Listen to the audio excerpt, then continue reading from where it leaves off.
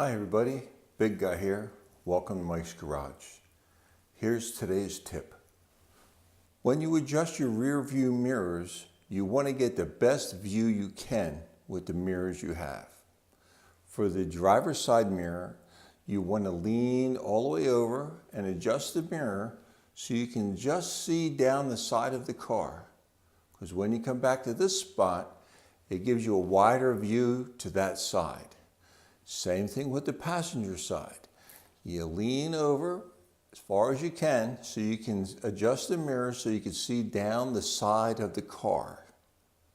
And then come back, and that'll give you the widest view on that side. And then you adjust your rear view mirror so you can see at least 200 feet behind you.